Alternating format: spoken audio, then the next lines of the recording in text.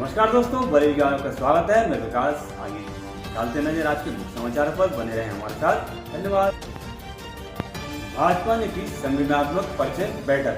खादी ग्राम उद्योग विभाग के उपाध्यक्ष दर्जा राज्य मंत्री रहे मौजूद। भारतीय जनता पार्टी के पदाधिकारियों ने आज संगठनात्मक परिचय बैठक का आयोजन किया, जिसके मुख्य अतिथि खादी ग्राम उद्योग विभाग के उपाध्यक्ष दर्जा राज्य मंत्री गोपाल अंजान रहे, जिनके दिशा निर्देशन में बैठक संपन्न हुई। बैठक में मुख्य रूप से शहर विधायक डॉक्टर अरुण कुमार, बरेली महानगर अध्यक्ष डॉक्टर के अरोड़ा, महानगर महामंत्री अजीत सक्सेना, रितेश पांडे, प्रभुदयाल लोधी, तृप्ति गुप्ता समेत सभी पदाधिकारी मौजूद रहे। इस मौके पर परिचय बैठक का उद्देश्य बताते हुए दर्जा राज्य मंत्री गोपाल अंजान ने बताया।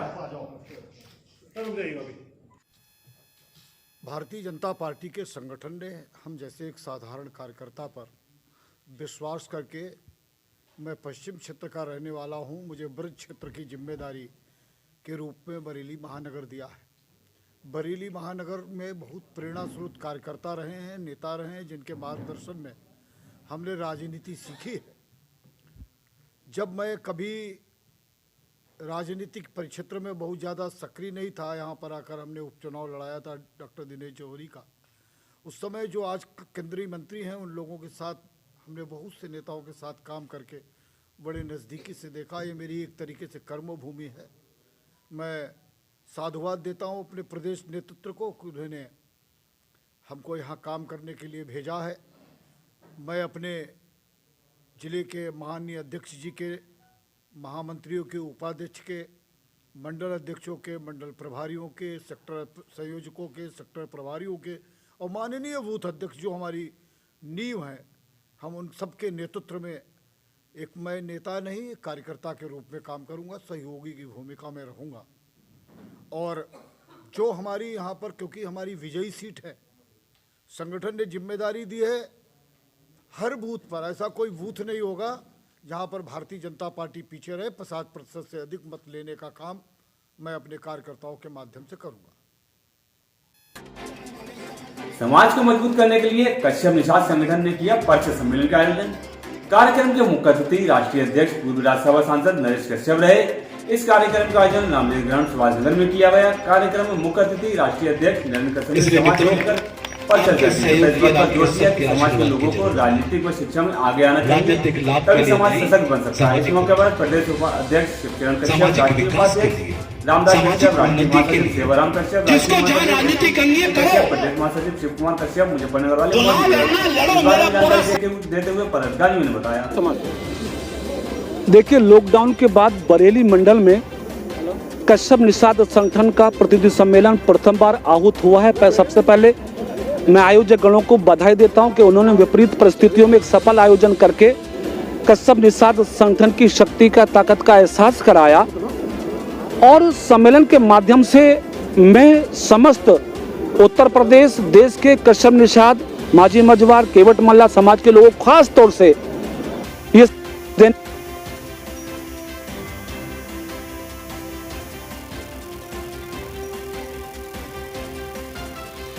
में सबको मिलकर आगे बढ़ना पड़ेगा, क्योंकि आज़ादी के लंबे अंतराल के बाद जिस गति के साथ देश के अन्य समाज समुदाय को आगे बढ़ने का मौका मिला है, उस अनुपात में अभी कश्यप समाज के लोग बहुत पीछे हैं। उत्तर प्रदेश भर में कोई आईएएस नहीं है, कोई आईपीएस नहीं है, हाई कोर्ट में कोई जज नहीं है, सेना में सेनापति नहीं है, जिलों में जज नहीं है, पीसीएस नहीं है, यूपीएससी में नहीं है। यानी आज़ादी के उपरांत भी 70 वर्षों के बाद ये समुदाय शिक्षा में, नौकरियों में, सत्ता में अभी बहुत दूर है। तो सामाजिक संगठन के माध्यम से हम प्रयास कर रहे हैं कि समाज के लोग अपने बच्चों को पढ़ाएं, बुराइयों से बचें और सर्वांगीण विकास के लिए कश्यप निषाद संगठन के साथ जुड़ के अपनी एकता का, अखंडता का एहसास देश और प्रदेश को कराएं। कश्यप जी ने बहुत ही अच्छे विचार कहे और समाज को संगठित करने की एक बात कही है। यहाँ पर क्या रूप देना चाहेंगे बरेली जनपद में, आप किस तरीके से उसको मैनेज करेंगे? बरेली जनपद में माननीय नरेंद्र कश्यप जी ने कश्यपों का अपना हक लेने के लिए एक संगठन तैयार किया है। उस संगठन के माध्यम से हम बरेली जिले को ही नहीं, पूरे प्रदेश को इस संगठन से जोड़ने का काम करेंगे। जब संगठन मजबूत होगा तो हमारी बात मान्य होगी। बरेली में एक सांसद जी भी है जो समाज से हैं, क्या लगता है कितने % वो समाज के प्रति समर्पित रहते हैं, क्या कहना चाहेंगे इस विषय में? मैं किसी के बारे में नहीं कह सकता, लेकिन अपने बारे में, अपने समाज के बारे में, अपने संगठन के बारे में इतना ही कहता हूं कि संगठन जब मजबूत होगा तो समाज तरक्की करेगा। बरेली आंवला से हमारे सहयोगी अवधेश यादव की विशेष रिपोर्ट।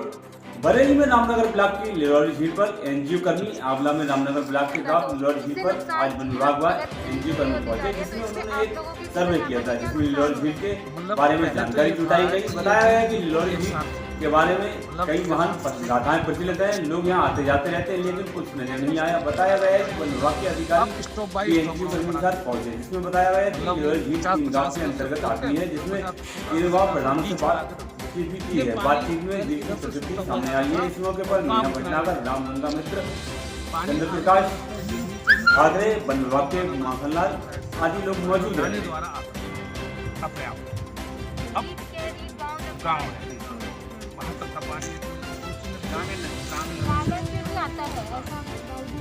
आंगन से भी आता था, अब नहीं आता। उस समय पानी बिल्कुल नीलो जैसे गंगा जब होता है उस टाइप का लोग पीते थे। मतलब यहाँ ना तो नल है, थोड़ी बहुत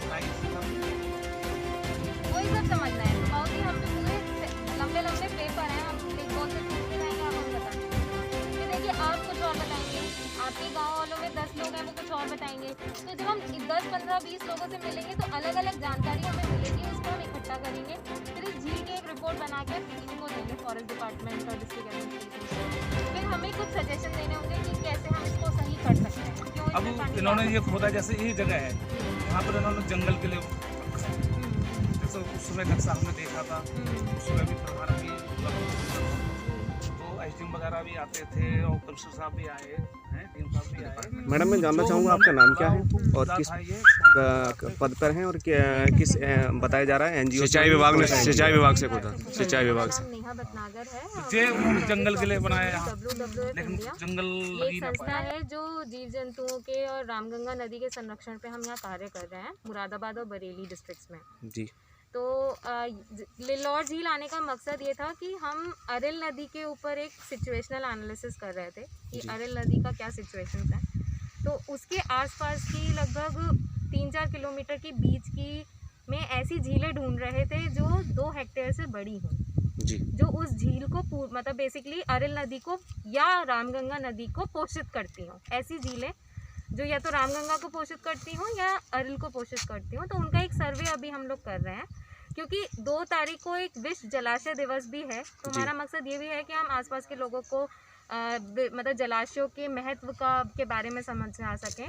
और लिलोर झील आने का मकसद यही था कि हम लिलोर झील को समझना चाहते थे कि यहाँ पे किस प्रकार के पंछी अभी आते हैं, किस प्रकार के पेड़ पौधे यहाँ मिलते हैं, यहाँ लोगों की जो निर्भरता है वो इस झील पर कैसी है। तो हमारा ये बेसिकली एक सर्वे हम कंडक्ट कर रहे हैं, जिसमें हम लोगों का परसेप्शन भी लेंगे और हम झील में क्या क्या मिलता है, आज की डेट में क्या क्या मिल रहा है, उसकी जानकारी लेने के लिए हम यहाँ आए थे। मैडम मैं एक चीज़ और जानना चाहूँगा, आज जो आपका सर्वे हुआ आपने क्या कुछ देखा नया लिलोर झील में? लिलोर झील में हमने बेसिकली अभी तो हम लिलोर झील की इनलेट्स और आउटलेट्स का पता कर रहे थे कि कहाँ कहाँ पर इनलेट चौक है, कितनी दूर तक है इनलेट, कहाँ कितने दूर से पानी आता था। और हमने लगभग 15-20 प्रकार के पंछियों को भी डॉक्यूमेंट किया है। और अभी भी हमारा सर्वे चल रहा है, तो मैं अभी एग्जैक्टली आपको नहीं बता सकती कि कितने नंबर ऑफ़ स्पीशीज़ हमें दिखी, पर 15-20 तो है ही यहाँ पर जो हमने डॉक्यूमेंट करी हैं, जिसमें से 5 विदेशी पक्षी हैं यहाँ पर। और कुछ घासों के हम अभी चल रहा है, घासों एक आध पक्षी का नाम जानना चाहूँगा मैं। जैसे काज है, मैं आपको नाम तो बता सकती हूँ, जिनको हम गढ़वाल कहते हैं। बेसिकली हमें गढ़वाल दिखी है यहाँ पे हमें पिनटेल दिखी है जो आती है। यहाँ हमें यूरेशियन कूट भी दिखा है। यहाँ हमें स्वैम्प हैन, मूर हैन, वाटर हैन दिखी है। यहाँ हमें कॉर्मोरेंट्स दिखे हैं, लिटिल ऑल इंडियन कॉर्मोरेंट्स दिखे हैं, लिटिल इग्रेट दिखा है, ग्रेट इग्रेट दिखा है, ग्रे हेरॉन दिखा है। तो इस तरीके आपकी टीम में कितने लोग लगभग आए होंगे यहाँ पर?